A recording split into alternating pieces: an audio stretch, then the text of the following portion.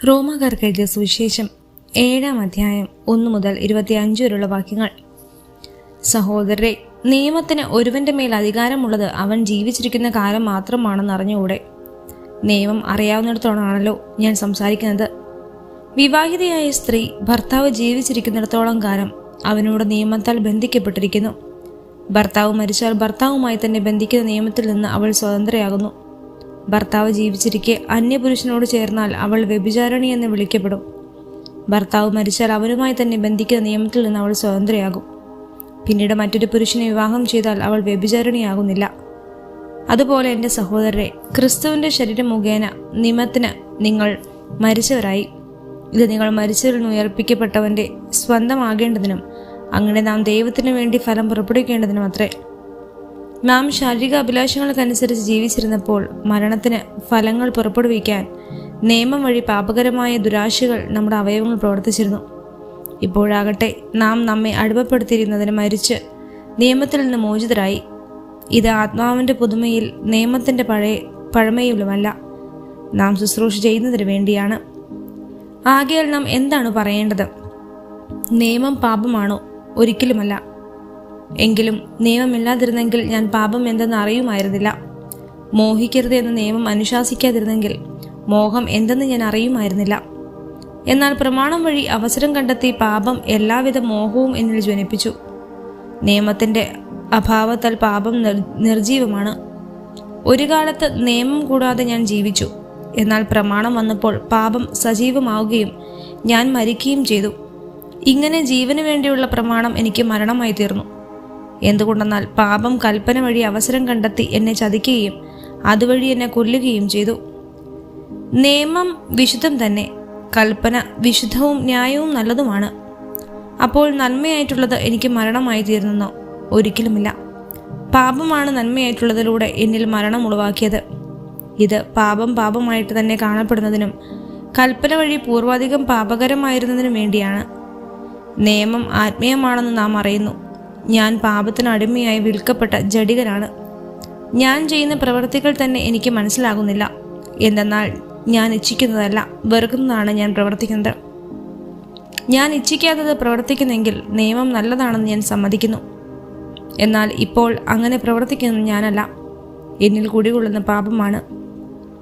എന്നിൽ, അതായത് എൻ്റെ ശരീരത്തിൽ നന്മ വസിക്കുന്നില്ലെന്ന് ഞാൻ അറിയുന്നു. നന്മ ഇച്ഛിക്കാൻ എനിക്ക് സാധിക്കും, എന്നാൽ പ്രവർത്തിക്കാൻ സാധിക്കുന്നില്ല.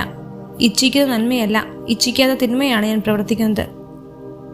ഞാൻ ഇച്ഛിക്കാത്തത് ഞാൻ ചെയ്യുന്നുവെങ്കിൽ അത് ചെയ്യുന്നത് ഒരിക്കലും ഞാനല്ല, എന്നിൽ വസിക്കുന്ന പാപമാണ്. അങ്ങനെ നന്മ ചെയ്യാൻ ആഗ്രഹിക്കുന്ന എന്നിൽ തന്നെ തിന്മയുണ്ട് എന്നൊരു തത്വം ഞാൻ കാണുന്നു. എൻ്റെ അന്തരംഗത്തിൽ ഞാൻ ദൈവത്തിൻ്റെ നിയമം ഓർത്ത് ആഹ്ലാദിക്കുന്നു. എൻ്റെ അവയവങ്ങളിലാകട്ടെ എൻ്റെ മനസ്സിൻ്റെ നിയമത്തോട് പോരാടുന്ന വേറൊരു നിയമം ഞാൻ കാണുന്നു. അതെൻ്റെ അവയവങ്ങളിലൂടെ പാപത്തിൻ്റെ നിയമത്തിന് എന്നെ അടിമപ്പെടുത്തുന്നു. ഞാൻ ദുർഭകനായ മനുഷ്യൻ. മരണത്തിന് അധീനമായ ഈ ശരീരത്തിൽ നിന്ന് എന്നെ ആര് മോചിപ്പിക്കും? നമ്മുടെ കർത്താവായ യേശു ക്രിസ്തു വഴി ദൈവത്തിന് സ്തോത്രം. ചുരുക്കത്തിൽ, ഞാൻ എൻ്റെ മനസ്സുകൊണ്ട് ദൈവത്തിൻ്റെ നിയമത്തെ സേവിക്കുന്നു, എൻ്റെ ശരീരം കൊണ്ട് പാപത്തിൻ്റെ നിയമത്തെയും.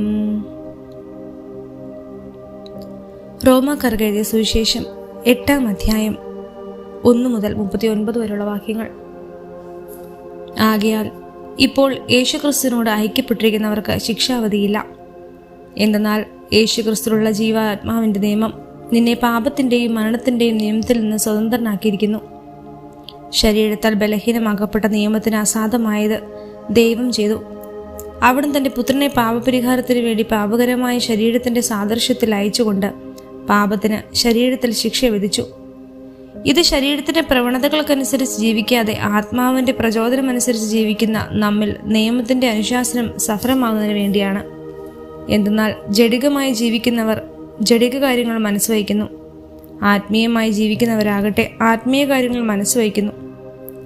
ജഡികാഭിലാഷങ്ങൾ മരണത്തിലേക്ക് നയിക്കുന്നു, ആത്മീയ അഭിലാഷങ്ങൾ ജീവനിലേക്കും സമാധാനത്തിലേക്കും. ജഡിക താല്പര്യങ്ങളിൽ മുഴുകിയിരിക്കുന്ന മനസ്സ് ദൈവത്തിൻ്റെ ശത്രുവാണ്. അത് ദൈവത്തിൻ്റെ നിയമത്തിന് കീഴ്പ്പെടുന്നില്ല, കീഴ്പ്പെടാൻ അതിന് സാധിക്കുകയുമില്ല. ജഡിക പ്രവണതകൾ അനുസരിച്ച് ജീവിക്കുന്നവർക്ക് ദൈവത്തെ പ്രസാദിപ്പിക്കുക സാധ്യമല്ല. ദൈവത്തിൻ്റെ ആത്മാവ് യഥാർത്ഥമായി നിങ്ങൾ വസിക്കുന്നെങ്കിൽ നിങ്ങൾ ജഡികരല്ല, ആത്മീയരാണ്. ക്രിസ്തുവിൻ്റെ ആത്മാവല്ലാതെ വൻ ക്രിസ്തുവിനുള്ളതല്ല. എന്നാൽ നിങ്ങളുടെ ശരീരം പാപം നിമിത്തം മൃതമാണെങ്കിലും ക്രിസ്തു നിങ്ങളിലുണ്ടെങ്കിൽ നിങ്ങളുടെ ആത്മാവ് നീതി നിമിത്തം ജീവനുള്ളതായിരിക്കും.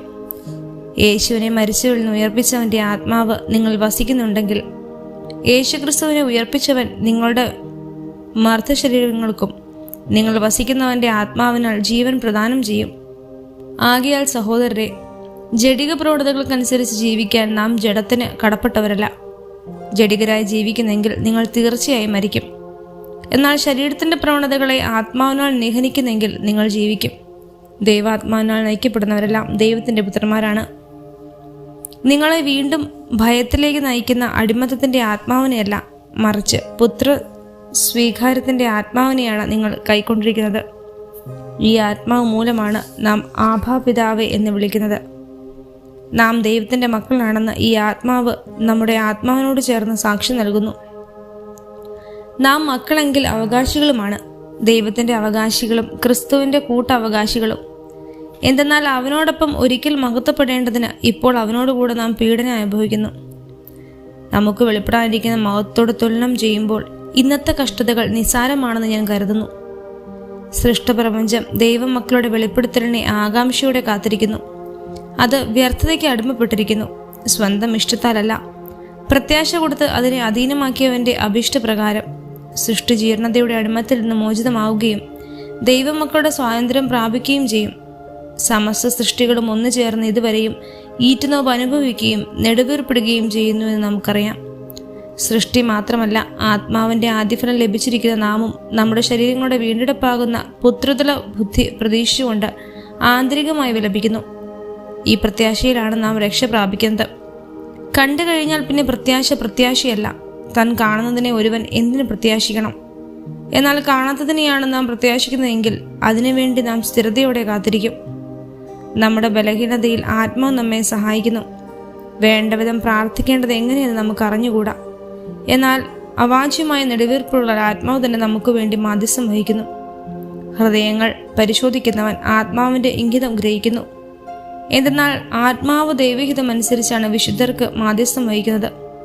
ദൈവത്തെ സ്നേഹിക്കുന്നവർക്ക്, അവിടുത്തെ പദ്ധതി അനുസരിച്ച് വിളിക്കപ്പെട്ടവർക്ക് അവിടുന്ന് സകലവും നന്മയ്ക്കായി പരിണമിക്കുമെന്ന് നമുക്കറിയാമല്ലോ. അവിടുന്ന് മുൻകൂട്ടി അറിഞ്ഞവരെ തൻ്റെ പുത്രൻ്റെ സാദൃശ്യത്തോടെ അനുരൂപമാക്കാൻ മുൻകൂട്ടി നിശ്ചയിക്കുകയും ചെയ്തു. ഇത് തൻ്റെ പുത്രൻ അനേകം ആദിജാതനാകുന്നതിന് വേണ്ടിയാണ്. താൻ മുൻകൂട്ടി നിശ്ചയിച്ചവരെ അവിടുന്ന് വിളിച്ചവരെ നീതീകരിച്ചവരെ മഹത്വപ്പെടുത്തി. ഇതിനെക്കുറിച്ച് നാം എന്താണ് പറയേണ്ടത്? ദൈവം നമ്മുടെ പക്ഷത്തെങ്കിൽ ആര് നമുക്ക് എതിരെ നിൽക്കും? സ്വപുത്രനെ പോലും ഒഴിവാക്കാതെ നമുക്കെല്ലാവർക്കും വേണ്ടി അവനെ ഏൽപ്പിച്ചു തന്നവൻ അവനോടുകൂടെ സമസ്തവും നമുക്ക് ദാനമായി നൽകാതിരിക്കുമോ? ദൈവം തിരഞ്ഞെടുത്തവരുടെ മേൽ ആര് കുറ്റം ആരോപിക്കും? നീതീകരിക്കുന്നവൻ ദൈവമാണ്. ആരാണ് ശിക്ഷാവിധി നടത്തുക? മരിച്ചവനെങ്കിലും ഉദ്ധാനം ചെയ്തവനും ദൈവത്തിൻ്റെ വലത്തുഭാഗത്തിരുന്ന് നമുക്ക് വേണ്ടി മാധ്യസ്ഥം വഹിക്കുന്നവനുമായ യേശുക്രിസ്തു തന്നെ. ക്രിസ്തുവിൻ്റെ സ്നേഹത്തിൽ നിന്ന് ആര് നമ്മെ വേർപ്പെടുത്തും? ക്ലേശമോ, ദുരിതമോ, പീഡനമോ, പട്ടിണിയോ, നഗ്നതയോ, ആപത്തോ, വാളോ? ഇങ്ങനെ എഴുതപ്പെട്ടിരിക്കുന്നു: നിന്നെ പ്രതി ഞങ്ങൾ ദിവസം മുഴുവൻ വധിക്കപ്പെടുന്നു, കൊലയ്ക്കുള്ള ആടുകളെ പോലെ കരുതപ്പെടുകയും ചെയ്യുന്നു. നമ്മെ സ്നേഹിച്ചവൻ മുഖാന്തരം ഇവയിലെല്ലാം നാം പൂർണ്ണ വിജയം വരിക്കുന്നു. എന്തെന്നാൽ മരണത്തിനോ ജീവനോ, ദൂതന്മാർക്കോ, അധികാരങ്ങൾക്കോ, ഇക്കാലത്തുള്ളവയ്ക്കോ, വരാനിരിക്കുന്നവയ്ക്കോ, ശക്തികൾക്കോ, ഉയരത്തിനോ ആഴത്തിനോ, മറ്റേതെങ്കിലും സൃഷ്ടിക്കോ നമ്മുടെ കർത്താവായ യേശുക്രിസ്തുവിലുള്ള ദൈവസ്നേഹത്തിൽ നിന്ന് നമ്മെ വേർപെടുത്താൻ കഴിയുകയില്ലെന്ന് എനിക്ക് ഉറപ്പുണ്ട്.